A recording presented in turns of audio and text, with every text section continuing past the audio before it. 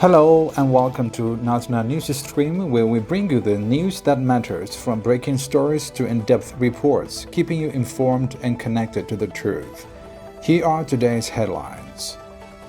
Representatives of various churches arrive in Asmara for the official ceremony of the sixth Holy Patriarch of the Orthodox Tewahedo Church of Eritrea. Deadly drone attack targets hospitals in Sudan's Darfur region. Sudan's army claims a major victory in Khartoum. Muslim students at Dilla University allege Niqab ban leading to protests. 4 Israeli soldiers and 200 Palestinians released in Gaza ceasefire deal. U.S. orders immediate pause to foreign aid following leaked memo. Pete Hegseth confirmed as Pentagon chief despite controversies.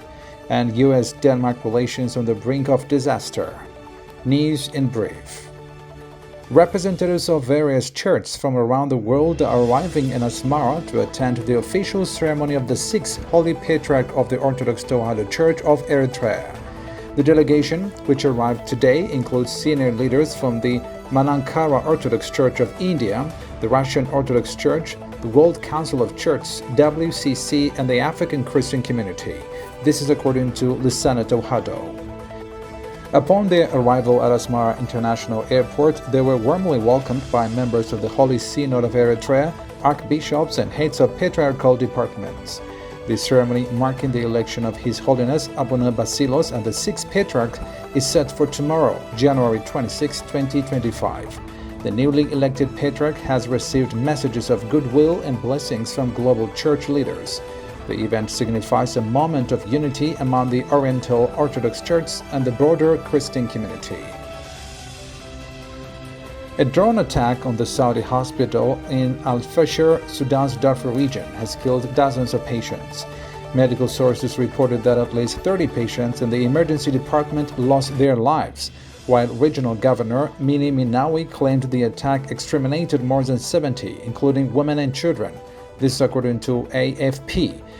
The attack, which occurred yesterday, follows months of fighting between the Sudanese army and the Rapid Support Forces. The RSF has besieged El Fashir since May 2023, targeting healthcare facilities in the area. Doctors Without Borders revealed that the Saudi hospital was the only public facility with surgical capacity in the region. The conflict has devastated Darfur, displacing millions and leaving countless others in need of urgent humanitarian assistance. Efforts to mediate between the warring factions have so far failed to yield a resolution. The Sudanese army has announced breaking a siege by the Rapid Support Forces on its command center in central Khartoum. According to Reuters, the army claimed it had regained control of strategic locations, including the Signal Corps camps and Sudan's main oil refinery.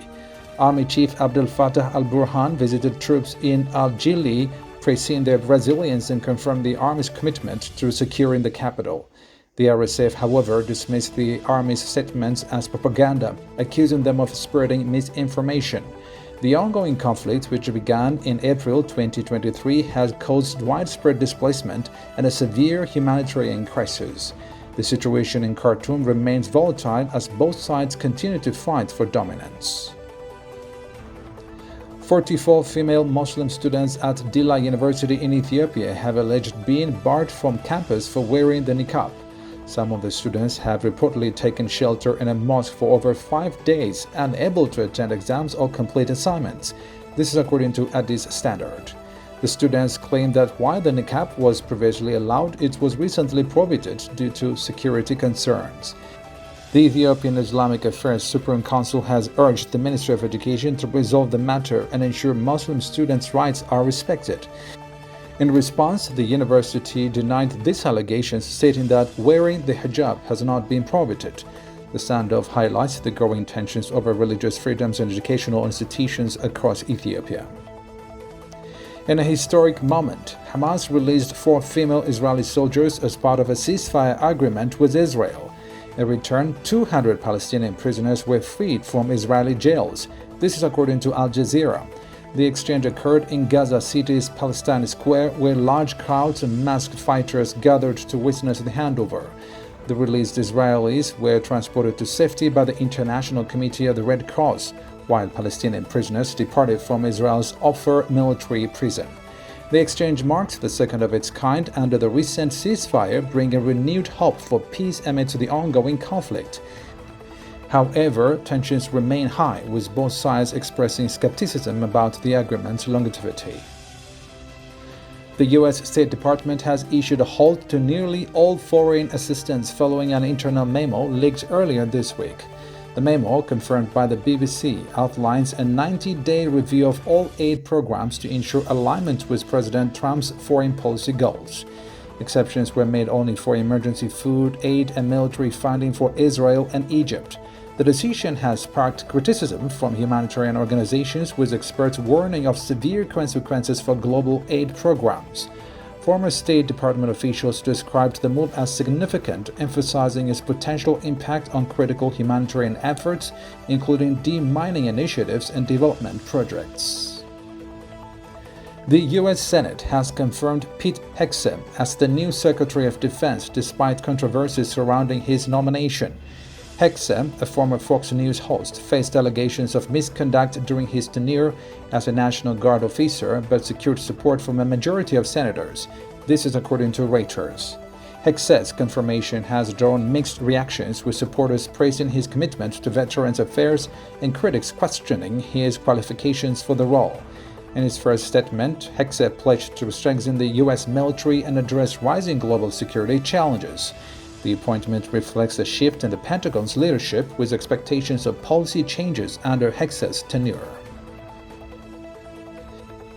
Donald Trump called the Danish Prime Minister Mette Frederiksen and demanded that Denmark hand over Greenland to the United States. Financial Times reports, citing 5 European officials. This is according to New York Times. The conversation was reportedly a disaster. Trump was aggressive and confrontational, rejecting all offers of cooperation from Denmark and focusing solely on acquiring Greenland.